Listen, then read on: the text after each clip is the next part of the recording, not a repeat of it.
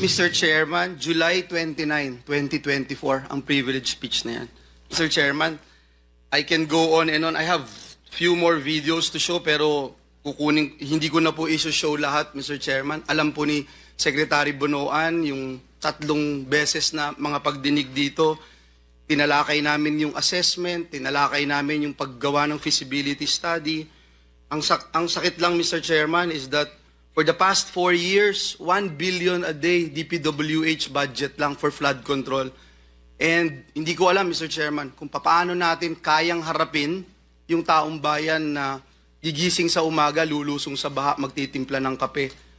Aalis ng bahay nila, lulusong sa baha para magtrabaho. Babalik sa bahay nila, lulusong ulit sa baha para magtrabaho. At wala pa hong bagyo yun.